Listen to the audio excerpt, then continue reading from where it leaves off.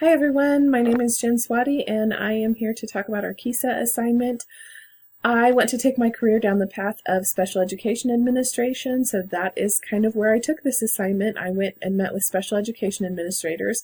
I met with two. The first one was our director of special education, who did a nice job explaining to me how special education has to meet these Part B IDEA indicators, and those can kind of fit into these school accreditation guidelines, these new ones, but they're separate. And so we don't really have the same guidelines, but these do fit in. And then the other administrator that I met with was a special education coordinator, which is like a building level administrator. But then he is also the building administrator for an alternative high school for children with disabilities and mental health issues. And so we had some really interesting conversations. So jumping into this framework and this rubric that we went through, as far as relationships, both administrators just felt and discussed that by the very nature of special ed, it has to be collaborative. We have to work together. And so we felt like we were doing really well on that, probably more in the transitioning phase. But as far as that alternative high school, that administrator felt like they were in the modeling phase because they have daily staff meetings, they have monthly, case management meetings, they have weekly wraparound meetings. So they're just all on the same page every single day. So it was really neat to hear that. Under relevance, we really felt like for the most part, special education is transitioning to modeling in some of these areas, specifically with that alternative high school. But like for special education, we have the Part B indicators. Indicator 14 is post-school outcomes. And so that information really kind of fits right in with some of those. As far as responsive culture, we truly felt like that came down to our district level leadership. Our co-op is attached to a large district, and our superintendent just does a fantastic job of this, and that's just the nature of how he leads.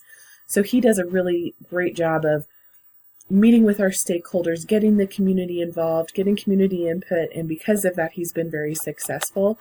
And he also has a strong desire to have early childhood in every building, along with our special ed administrators as well. So he's, I think just by the nature of his leadership, has kind of boosted us up in that, and that we're probably transitioning to modeling in some of those areas too. As far as rigor, we really felt like we're probably transitioning.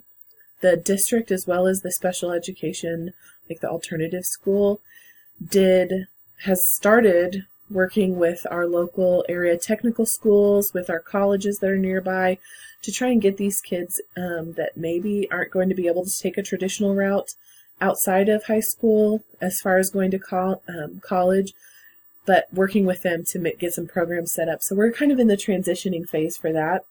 One area in that section that is maybe we're struggling a little more in is that professional learning.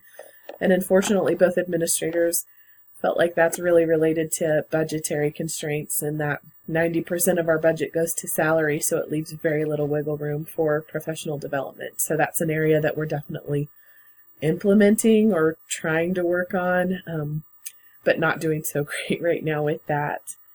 As far as results, we have talked about how we get data and we have all of this data, but often we don't know exactly what to do with it. So we're really in that implementing phase as far as our IDEA indicators go with that data. We get it, we review it, but there's not tons of information on where do we go from here yet. And so we're still working on finding evidence for that.